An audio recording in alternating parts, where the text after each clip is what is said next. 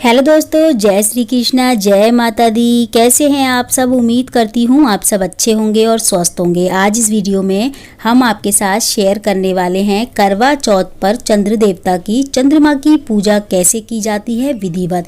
चंद्रमा को अर्घ कैसे देंगे, अर्घ देते वक्त हमें क्या बोलना है, कौन सा मंत्र बोलना है, हमें पूजा कैसे करनी है, भोग कैसे लगाना है, संपूर्ण जानकारी इस वीडियो में आपके साथ आज हम शेयर करेंगे। पतिदेव की पूजा कैसे करनी है और पूजा सामग्री में हमें क्या क्या लेना है छत पे ले जाने के लिए, मतलब चंद्रमा की पूजा के लिए। तो देखिए, सबसे पहले हमें चाहिए रोली। आप चंदन भी ले सकते हैं। यहाँ पे देखिए मिठाई चाहिए, आप चंद्रमा के भोग के लिए भी ले लें, अपने लिए भी ले लें जो आप पारण करेंगे। एक दीपक चाहिए हमें, दीपक मिट्टी का लेना है यहाँ पे, क्योंकि इस दीपक को घर में नहीं लाना, ऊपर ही छोड़ देना है। थोड़े से अक्षत लेने हैं, मोली तोड़ लेनी है चंद्र देवता के लिए, ठीक है। मोली चढ़ाते हैं भावपूर्वक। और देखिए यहाँ पे अक्षत हमने कौन से लिए हैं, जो हमने 4 बजे कथा सुनी होती है ना, 4 बजे जो हम हाथ में लेके अक्षत कथा सुनते हैं, उन्हीं अक्षत को हमें जो है ना अपने साड़ी के पल्लू में बांध लेना होता है। और वही अक्षत हम शाम को जब चंद्रमा की पूजा करते हैं ना, तो उन्हीं अक्षत को हमें उसी प्लेट में रखना होता है। चंद्रमा की पूजा इन्हीं अक्षत से होती है और इन्हीं अक्षतों को थोड़े से हमें करवे में भी डाल लेने होते हैं, 2-4 दाने। तो जो ये कथा वाले चावल हैं, जो हमने 4 बजे कथा सुनी थी, अलग से नए चावल हमको नहीं लेने। जो हमने करवे के ऊपर पूड़ियाँ वगैरह रखी होती है ना पूजा के वक्त, क्योंकि करवे कभी खाली नहीं रखे जाते, ऊपर से कुछ ना कुछ रखना होता है, तो वो पूड़ी हम एक साइड में कर देंगे। उसको हमें खाना नहीं है, ऊपर नहीं लेके जाना, ना व्रत खोलना उनसे।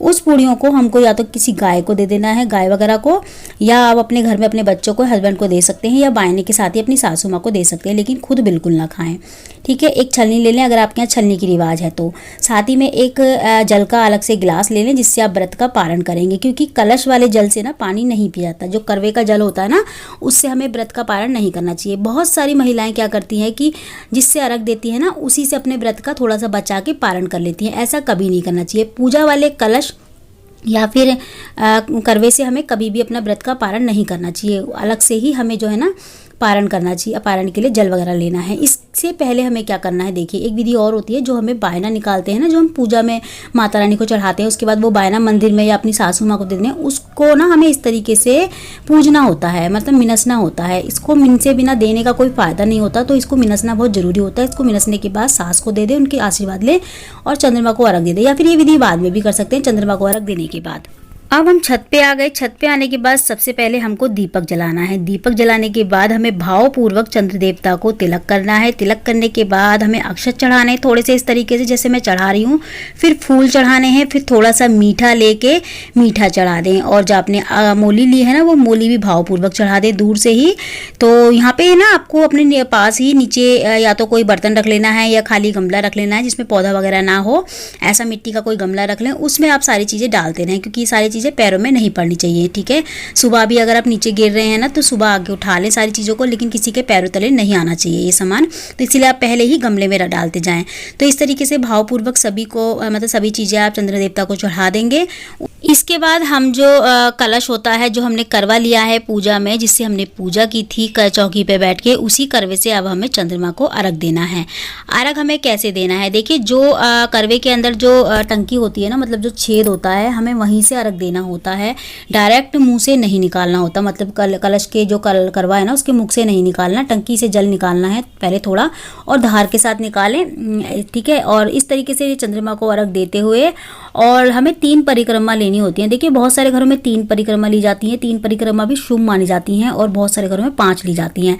तो हम लोग 3 लेते हैं। इस तरीके से पहले जल देते हैं, फिर एक परिक्रमा लेते हैं, फिर जल देते हैं, फिर एक, मतलब 3 बार लेते हैं। और हमें बोलना क्या है, देखिए या तो आप चंद्र देवता का मंत्र बोलते रहिए, या फिर अगर आपके घर में ये बोला जाता है, जैसे कि चंद्रमा को अर्घ देखते वक्त, हरे बांस की छावड़ी, गलमुतियन का हार, चांद को मैं अर्घ देऊं, जियो मेरे वीर और भरतार, आंख तले मेरा सासरा, डाक तले नंसार, पीहर सासरा ऐसे बसे, जैसे कीड़ी और धूप को सो नाल। तो अगर आपके यहाँ ये बोला जाता है तो आप ये भी बोल सकते हैं। नहीं बोला जाता तो कोई बात नहीं, आप ओम सोम देवताय नमः इस तरीके का जाप करें, या फिर ओम चंद्रमाय नमः इस तरीके का भी जाप कर सकते हैं, या फिर जो आपके मन में आता हो, जो आपको ठीक लगे, जो आपके मन से निकले वो आप बोलें, चंद्रमा से प्रार्थना करें। ठीक है, इसके बाद हम चंद्र देवता के दर्शन करेंगे छलनी में। देखिए किसी किसी के यहाँ चंद्र देवता के दर्शन छलनी में किए जाते हैं, किसी किसी के यहाँ डायरेक्ट कर लेते हैं बिना छलनी के। तो जैसे भी आपके यहाँ रिवाज हो आप वैसे कर सकते हैं। तो यहाँ पे छलनी में हम चंद्र देवता के पहले दर्शन करेंगे।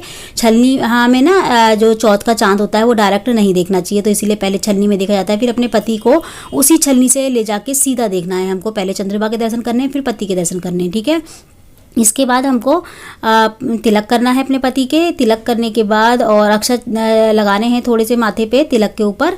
इसके बाद हमें फूल चढ़ा देने हैं, जैसे फूल अपने हमने चंद्रमा देवता को चढ़ाए वैसे ही फूल इस तरीके से चढ़ा के, और भोग भी आप चाहे तो कुछ खिला भी सकते हैं मीठा, और नहीं तो आप फिर इसके बाद हाथ में कलावा ज़रूर बांधें। आज के दिन ना कलावा बांधना ज़रूर चाहिए हमें अपने पति के हाथ में। रक्षा सूत्र होता है, मतलब कलावे का मतलब है रक्षा सूत्र। जो हमने व्रत रखा है ना उसके बदले हम जो है ना अपनी पति की रक्षा के लिए उनके हाथ में कलावा बांधते हैं। तो कलावा जरूर बांधे, अगर बांधते हैं आपके यहाँ तो जरूर बांधे, नहीं तो कोई बड़ी बात नहीं है, हर एक कोई बांध सकता है इसको। ठीक है, बांधने के बाद उनका आशीर्वाद ले लें। उसके बाद आप चाहे तो तुरंत पारण कर सकते हैं व्रत का छत पे ही। अगर आपने बायना वगैरह निकाल दिया है तो अपनी सास के लिए उनको दे दिया है बायना, तो छत पे ही पारण कर ले। नहीं करा तो आप नीचे जाके पारण कर सकते हैं। ठीक है, यहाँ पे देखिए हमने जो दीपक लिया था, कलश लिया था करवा, उसको हम ऊपर ही छोड़ देंगे अभी फिलहाल। ठीक है, करवे को आप बाद में यूज कर सकते हैं पौधे वगैरह के लिए, जरूरी नहीं आपको इसको फेंकना नहीं है बिल्कुल भी। ये सुहाग की चीज़ है, इसको फेंकना नहीं है, इसको विसर्जन नहीं करना। इसको आप पौधे लगा सकते हैं, कोई तुलसी वगैरह का पौधा इसमें लगा दे गमले में बाद में। ठीक है, इसमें करवे में। और जो हमने दीपक लिया है उसको हम ऊपर ही छोड़ देंगे। जो हमने फूल वगैरह लिए हैं उनको हम पौधों में डाल देंगे। अक्षत हमें वहीं पे डाल देने हैं ताकि सुबह जो है ना पक्षी उसको खा ले। तो इस तरीके से इस सामान को हमें करना है। बाकी छलनी और जो है ना गिलास वगैरह जो आप लाए हो भोग के अपने व्रत का पारण करने के लिए, वो सब आप नीचे ले जाएं। खाली करवा, दिया और फूल चावल वगैरह ऊपर ही छोड़ दें बस। बाकी प्लेट वगैरह सब आप नीचे ले जा सकते हैं।